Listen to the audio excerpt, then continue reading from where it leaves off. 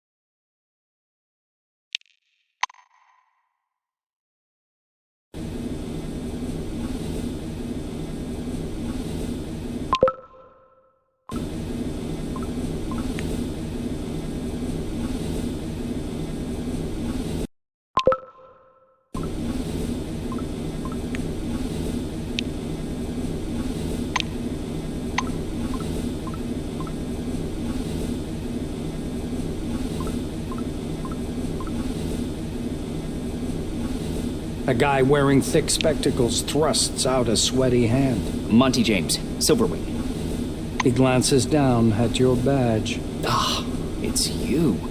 I found your file extremely interesting. And your CV, wonderful. Inspiring, really. When I had the opportunity to look over the files of my future colleagues, I couldn't resist. I don't want to sound boastful, but silver level clearance has its advantages. Monty winks.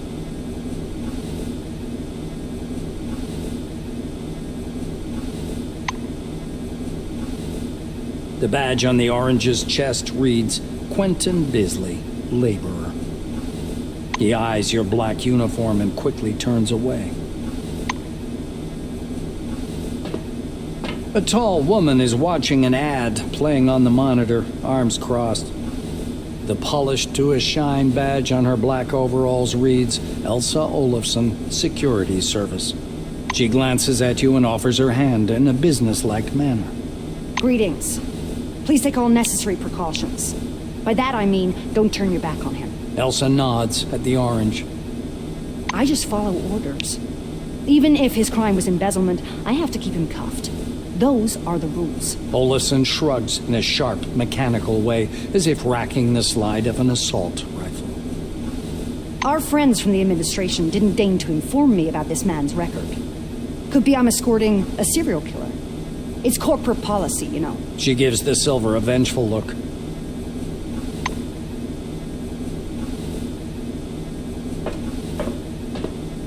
Stopping by the door's porthole, You watch as the ground slowly approaches. It looks brown-black through the tinted glass and smoky blue at the horizon. It almost seems like the clouds are pulling apart there. You peer into the rusty clouds of dust blowing along a dirt road leading south. The southern sector. Every black winger has heard the whispers about Operation Simoom, a major offensive under preparation since the early days of development of the dome.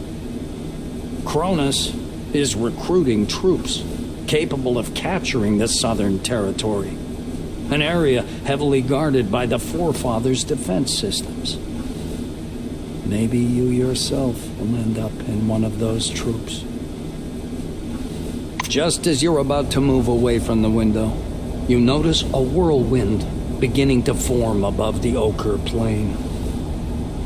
The gathering storm drifts unhurriedly above the desert, a crown of green lightning flashing at its core. Clearly no ordinary weather phenomenon. It must be one of those anomalies. You freeze by the window, unable to avert your gaze.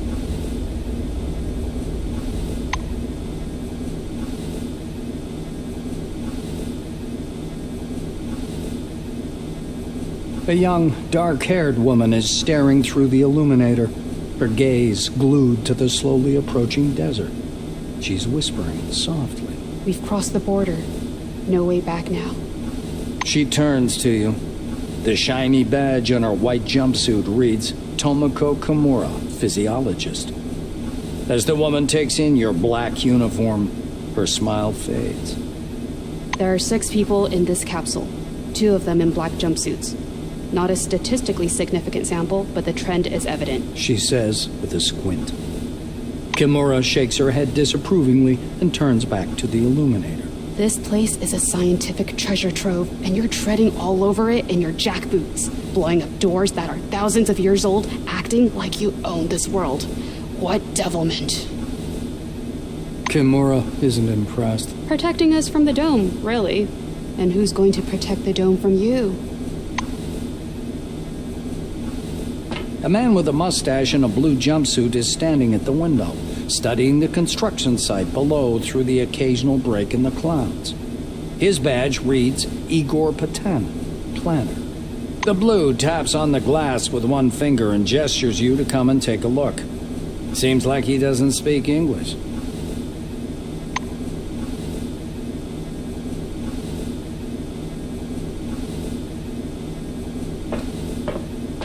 CRONUS Foundation presents gleaming, futuristic, state-of-the-art cities straight from the pages of science fiction. Well-paid, safe employment, career advancement opportunities, and a world-class social safety net. Noble and intellectually stimulating work in state-of-the-art laboratories. We're thrilled to welcome you to the Dome. Please hold on to the handrail and prepare for landing.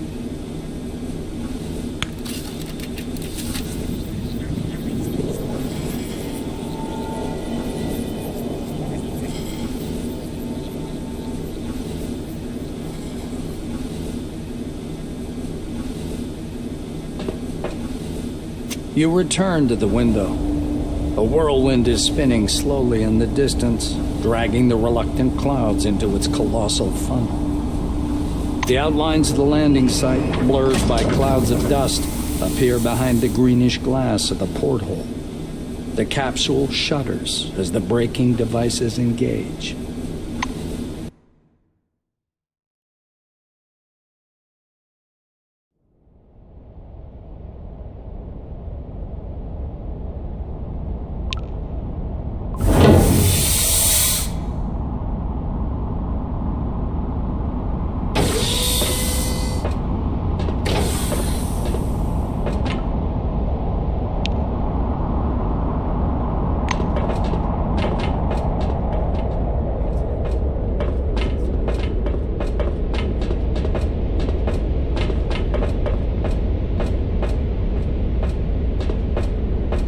Come here. Come on now, or you'll miss everything. A cheerful man in a white lab coat grabs you by the sleeve. A badge reading Ludovico Nuzzi, scientific analyst, export department, dangles loosely on his clean uniform, which still smells pungently of washing powder. Look over there! He points upward with a sharp, wide gesture and hands you his field binoculars. You raise the binoculars to your eyes. Under fourfold magnification, the whirling cloud above the rust-colored plains looks even stranger. Its core glows with flickering green light and flashes rhythmically, and that rhythm seems to form a complicated pattern. Nuzzi bends close to your ear. Fascinating. Do you want me to bring some filters? If we intercept the red and blue spectrums, we'll see something amazing. It's like a signal, some kind of message. Without tearing your gaze away from the binoculars, you turn around slowly, studying the dome's horizon. It's somewhat unexpected that the dome looks horribly empty. Your eyes find some construction pits dug directly in the sand, and concrete blocks laid beside them. There are almost no roads, or not sealed ones. Only one highway with yellow surface marking stretches among the sand drifts. Nuzzi looks from you to the capsule and to the landing terminal entrance. He flings his arms up. Oh, mi scusi! Excuse me, I'm so sorry. You'd better get going or you'll be late for check-in. Your colleagues are already inside, and the storm is growing stronger. Yeah, the storm is growing stronger. The White mutters in fascination, eyes glued to his binoculars, which is fixed on the spinning whirl of clouds. And I was starting to get bored. Bye-bye.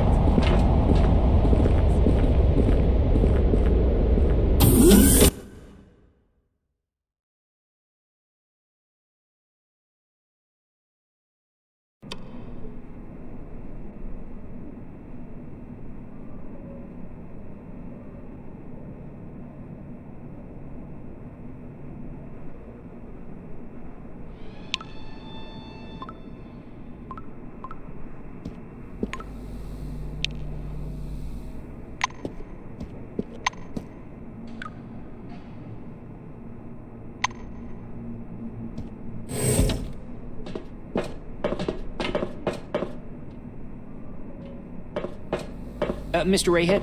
Attention, attention. Please Glad to meet you. carefully. In case of damage, your life will be forfeit. It was nice chatting.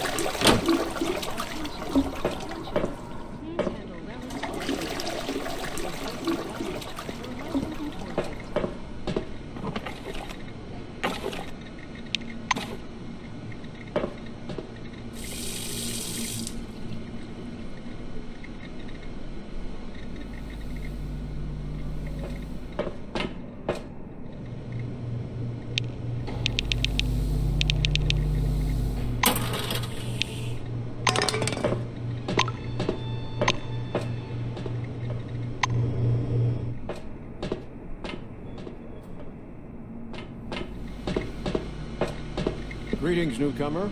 Come over here and register, please. Your Selectron has not been properly authorized. Please visit the reception desk to register.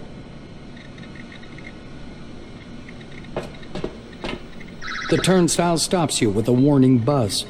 The administrator taps on the glass. Come here. The employee glances at you indifferently.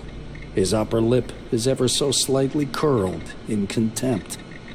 All new employees must register first thing. Come up to the desk, please. The nameplate on the desk tells you you're talking with Dean Rayhet, administrator.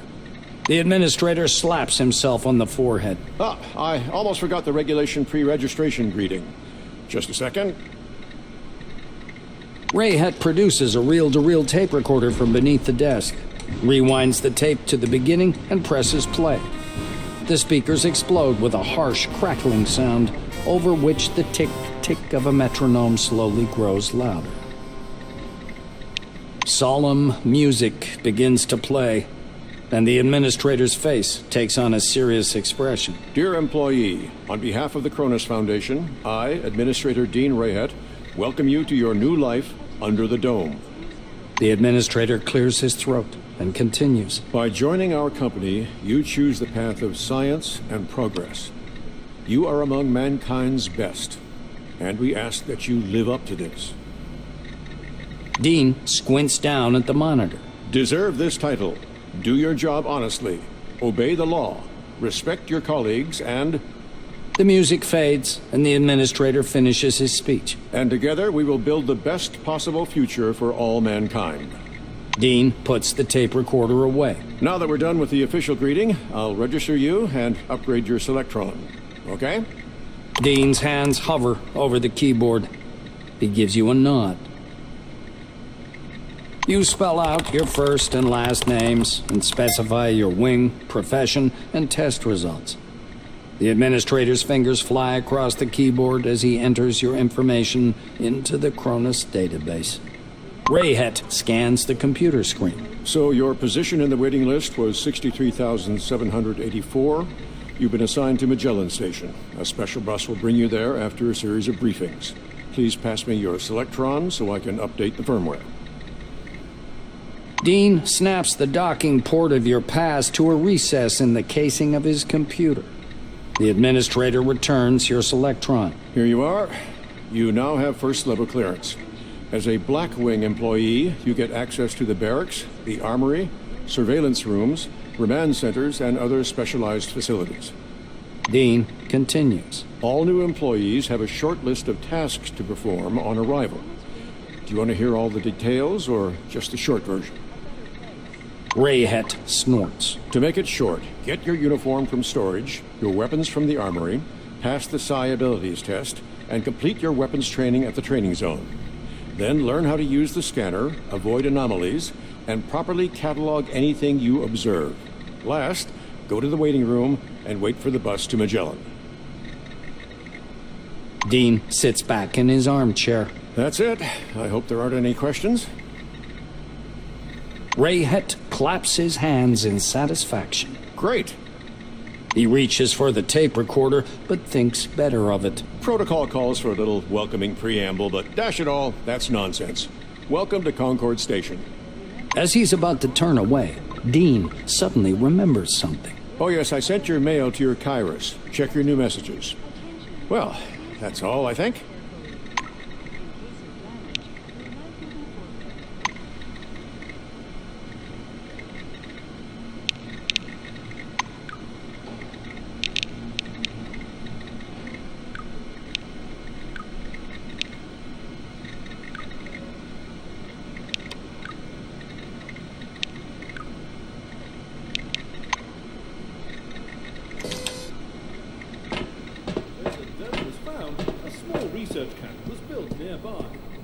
Well, hello there. Efforts of our brave men, it had soon become a city.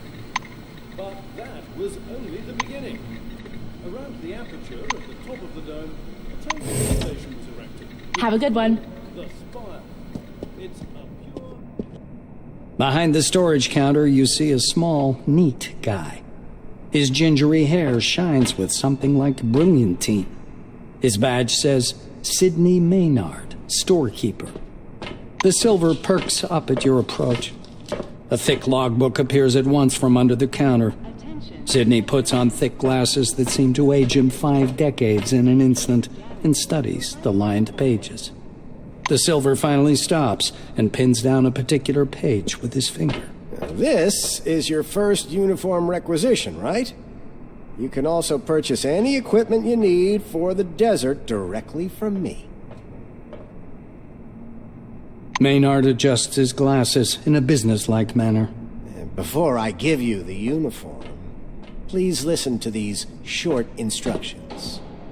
The silver disappears into the back for a while and returns with a small package. Unfolding the package, Maynard shows you a brand spanking new uniform. Standard issue Blackwing equipment, trousers, boots, jacket. Everything is stain resistant and armored. Bear in mind, this gear is made from all natural materials. Oh, CRONUS takes care of its employees. He says with a bit of swagger. He raises a finger. One more important thing.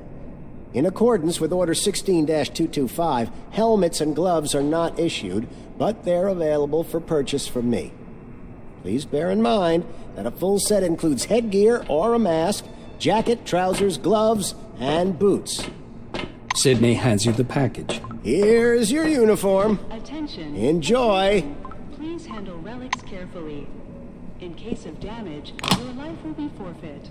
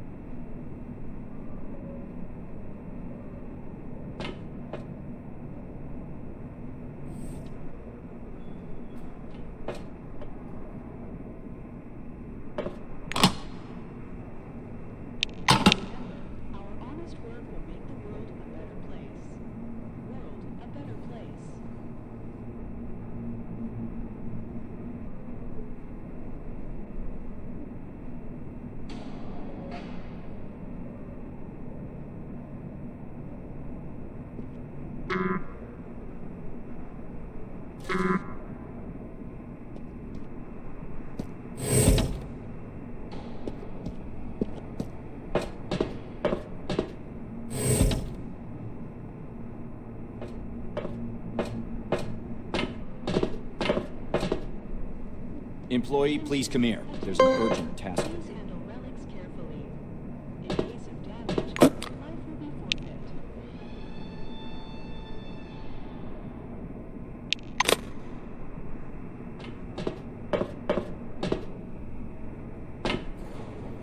How can I help?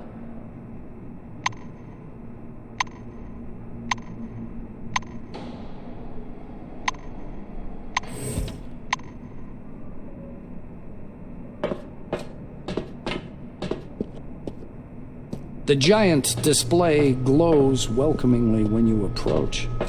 A red light comes on under the screen's steel hood. The camera is switched on. A gray old man with high cheekbones appears and squints out at you from the screen. Do you copy? He leans close to the camera, his glasses glittering. My name is Martin Kingsley. I'm Chief Officer of Magellan Base.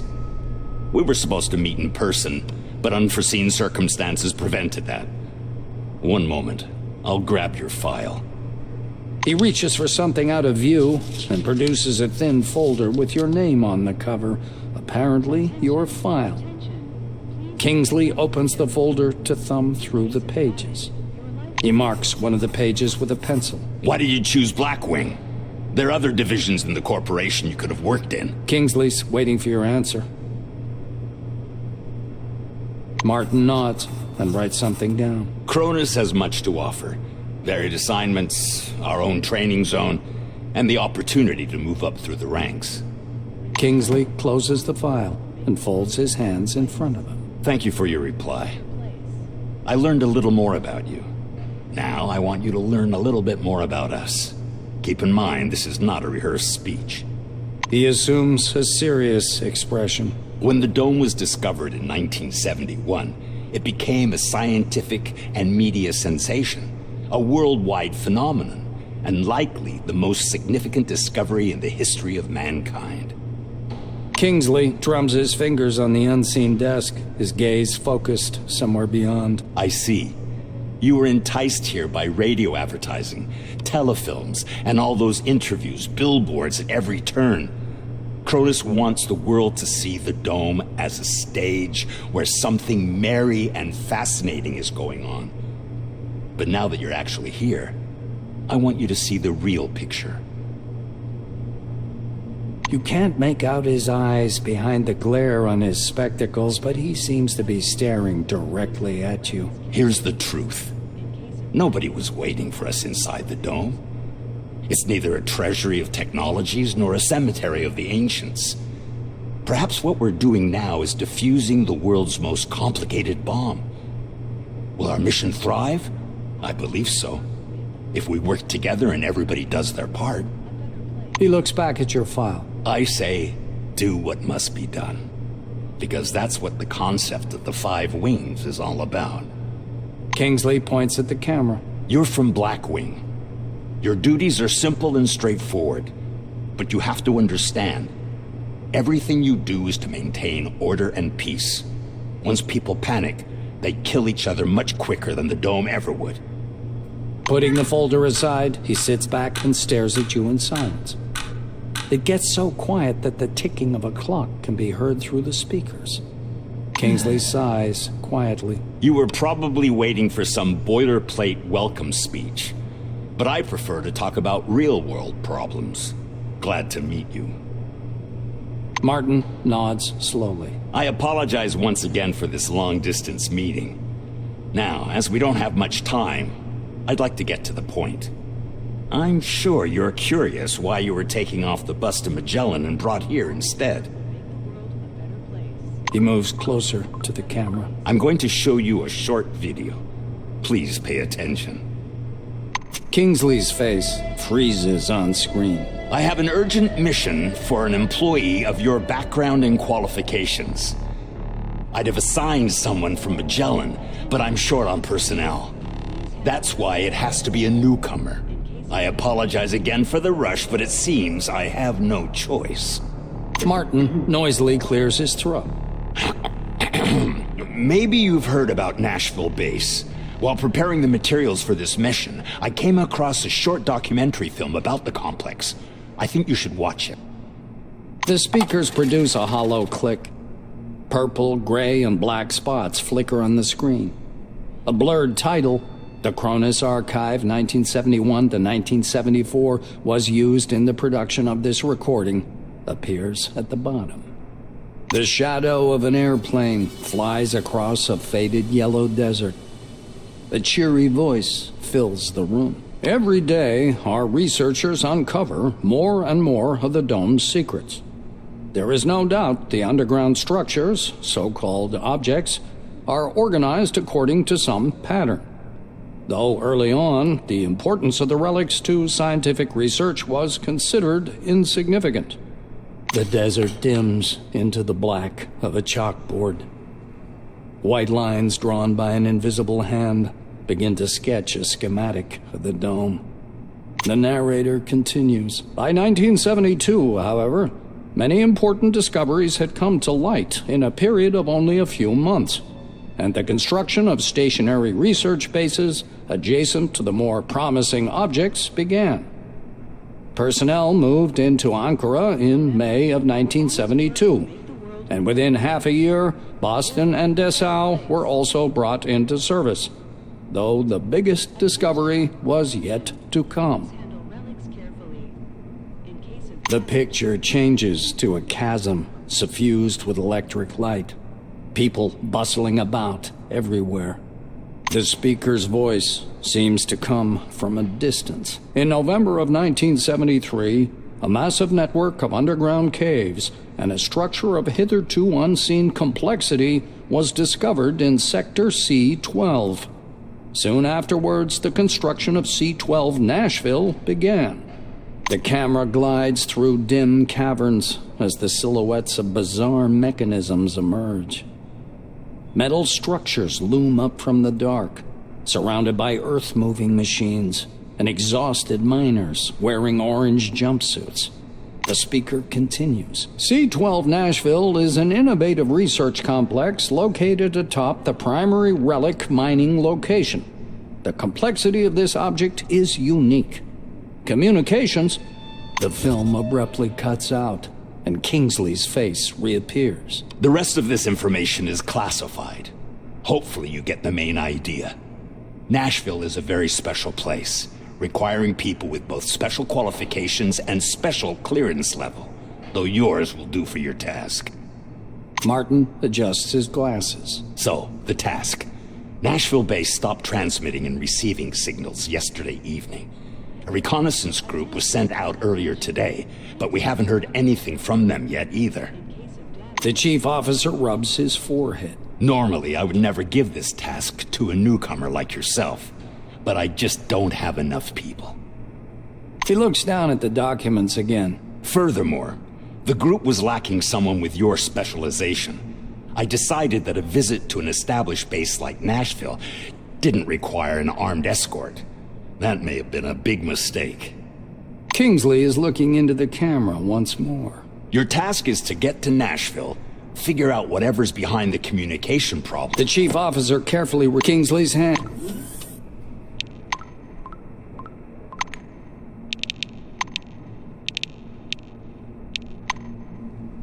Attention, attention. Please handle relics carefully.